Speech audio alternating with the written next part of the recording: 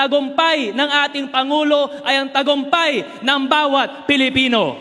It is very clear that you love the people of Camarines Sur, and ramdam na ramdam po namin na lagi po nasa isip at puso mo ang mga tao na taga Camarines Sur. Masaya po ako makasama kayo lahat sa mahalagang araw na ito upang salubungin ang pagbabalik ng ating mahal na Pangulo sa ating probinsya, our beloved President, ang ating pinagmamalaki na adopted son of Camarines Sur. Palakpan po natin, His Excellency President Ferdinand Bongbong Marcos Jr. Mga kapatid, gusto ko rin po i-welcome ang ating matulungin at masisipag na mga cabinet secretaries na nandito po para magpakita ng suporta sa dakulang upak para sa ating mga cabinet secretaries. Maraming salamat sa inyo lahat. Ladies and gentlemen, kung maalala nyo po, nung Marso lang po ng itong taon, bumisita po ang ating mahal na presidente upang personally makita po ang mga taga Camarines Sur at inaugurate ang 10,000 bahay na magbibigay na mas magandang tahanan sa 10,000 pamilya na taga Camarines Sur. Ngayon po, 6 months later, bumalik po ang ating mahal na Pangulo dito sa Camarines Sur para magbigay ng mas madami pa pong tulong. Palakpan po natin ang ating mahal na Pangulo. Ngayon mga tugang, isipin niyo po, sa buong bansa ng Pilipinas, meron po tayong 81 provinces. Pero pinili po tayo ang Camarines Sur maging isa sa 4 na groundbreaking first pilot project po mag-hold po ng bagong Pilipinas Serbisyo Caravan. Isa po sa Ilocos Norte, isa po sa Leyte, isa po sa Davao, as in dito po sa Camarines Sur. Malakas na palakpak mga tugang. Hindi lang po yon mga tugang. Sa 4 na lugar na meron pong first bagong Pilipinas Serbisyo pinili po ng ating presidente personally pumunta dito sa Camarines Sur para makita po kayo at personally magbigay ng tulong sa inyo ngayong araw na ito. At hindi lang po yun mga kapatid. Sa 4 na lugar na mag-groundbreak po ng bagong Pilipinas Serbisyo Fair, dito po sa Camsur, ang pinakamaraming tao matutulungan, mahigit 200,000 na tao ang matutulungan ng ating mahal na Pangulo. Kaya Mr. President, it is very clear that you love the people of Camarines Sur, and ramdam na ramdam po namin na lagi po nasa isip at puso mo ang mga tao na taga Camarines Sur. Kaya mga taga Camarines Sur, bilang ama ng probinsya, tinatawag ko po kayo lahat para magkaisa po tayo. Suportahan po natin ang ating mahal na Pangulo dahil uulitin ko po, ang tagumpay ng ating Pangulo ay ang tagumpay ng bawat Pilipino. Kaya Mr. President, it is truly an honor to be with you here today, and thank you for all the blessings that you have given to the people of Camarines Sur. Mga tugang, sabay-sabay po tayo, taas po tayo lahat at bigyan natin ng malakas na pasasalamat ang ating mahal na Pangulo, His Excellency President Ferdinand Bongbong Marcos Jr. Diyos mabulas po sa Indogabos.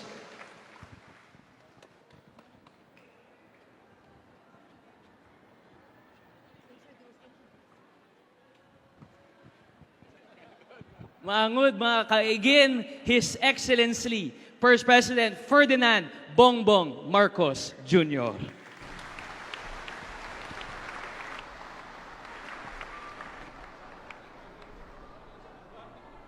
Maraming salamat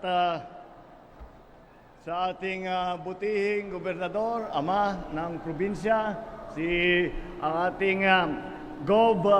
Migs Villafuerte, at ang ating dalawang congressman, Congressman El Rey, na nagsasabi nga, nag-uusap kami kanina habang nagsasalita si Gov. Sabi namin, pwede na tayo mag-retire.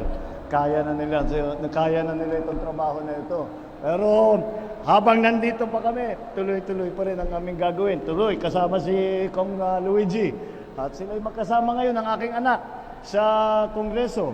at lahat ng mga kinakailangan natin para pagandahin ang buhay ng bawat Pilipino ay dinadala rin namin sa Kongreso upang matulungan tayo sa mga iba't ibang batas. Nandito rin po ang ating mga kalihim ng iba't ibang departamento. Nandito po ang Secretary ng DOLE, Secretary Benny Laguesma. Andito rin po ang ating Secretary ng Trade and Industry, Secretary Fred Pascual.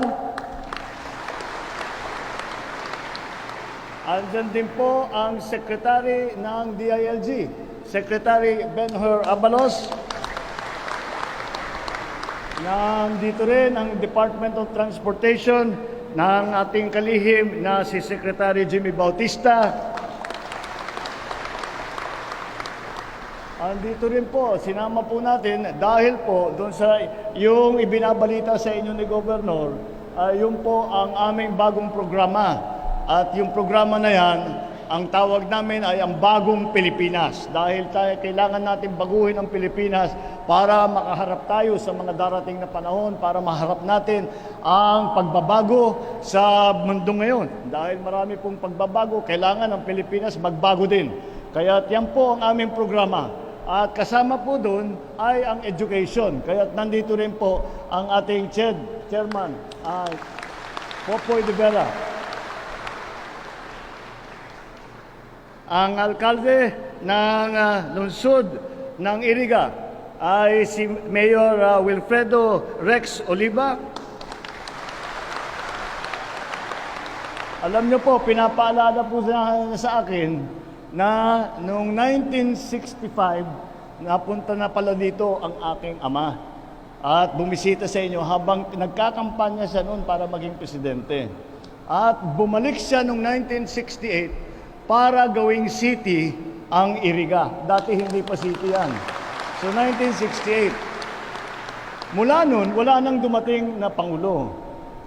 Kaya't Marcos lang ang bumibisita sa inyo na Pangulo. Hindi, malapit kayo sa puso namin. Kaya naman, nandito naman po kami. Ito po yung binuksan po natin doon sa 4 na lugar. Dahil sa Nabua kami, tapos dito ngayon sa Leyte, sa Ilocos Norte, at saka sa Davao, ay ito yung bagong programa ng pamahalaan. At kung titingnan po ninyo ang nangyari doon sa ibang lugar, ang nangyari ay nagtayo po tayo ng mga pagtulong sa iba't ibang bagay, hindi lamang sa agrikultura, hindi lamang sa mga magsasaka, kung hindi, nandyan na rin po, naglagay na tayo ng extension parang desk para sa mga NBI clearance, para sa lisensya, para sa passport, lahat po ng mga pangangailangan ay nandyan na at hindi na kayo kailangan lumayo pa sa inyong pinanggagalingan. Ngayon po, nandito po kami upang magbigay naman ng tulong sa mga nangangailangan dahil alam po natin ay nagtaasan ang presyo ng bigas. At sobrang taas ng presyo, kaya napilitan tayo maglagay ng price cap. Pero ang dami pa rin kulang, kaya ang dami pa rin kulang sa pag-distribute. Marami naman tayong bigas, hindi lang na ilalabas ng tama. Kaya hindi problema ang supply sa atin dito sa Pilipinas. Ay sabi ng Department of Agriculture ay mas malaki ang ani natin ngayong taon na ito kesa sa nakaraan. Kaya sa production side naman ay nagiging maayos. Ngunit kailangan natin ayusin ang sistema mula sa pagtanim, mula sa pag-research and development, hanggang sa pagtanim, hanggang sa processing, hanggang sa distribution, marketing, hanggang sa retail. Kaya ginagawa po natin na ibinubuo natin lahat yan. Sana naman sa lalong madaling panahon ay makikita na natin at mararamdaman na natin yung pagbabago na yan na pinag-uusapan natin. Ito pong bigas ay para sa mga talagang nangangailangan. At tinignan lang po namin kung saan marami ang 4P beneficiaries sa buong Pilipinas. At yun ang tinignan namin. Ang mga benepisyaryo ngayong araw na ito, dito sa dala naming bigas, ay ang mga 4Ps. Kinuha namin ang listahan sa 4Ps. Ito po ay kinuha na ng pamahalaan para naman binili na privately para ipamigay po sa inyo. Alam nyo po, tayo naman sa pamahalaan, ginagawa po natin ang lahat na matiyak na unang-una na sapat ang pagkain. Na pangalawa, na ito ay nasa presyo na abot kaya ng mga kababayan natin. Kaya't yan po ang naging dahilan kung bakit po nandito tayo at nagbibigay tayo ng bigas para naman makasiguro na yung pinakamahirap na ating mga kababayan ay hindi naman gugutumin at kahit papano meron silang kakainin. Kaya't yan po ang inyong pamahalaan. Ang gobyerno po ang lumalapit na ngayon sa inyo. Hindi kayo namin inaantay pang pumunta sa gusali, sa opisina ng mga government offices. Ay kami na po ang lalapit. Yan po ang Bagong Pilipinas na programa. Pagka gumagawa kami ng fair na ganyan, ayun, yun kasama lahat. At yun na lang, isa lang ang pupuntahan ninyo.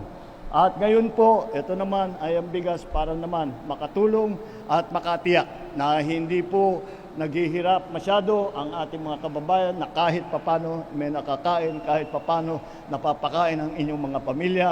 At kung hindi talaga kaya, nandito po ang pamahalaan na tutulong sa inyo. Maraming salamat po. Magandang tanghali. Maraming salamat po, mahal na Pangulo.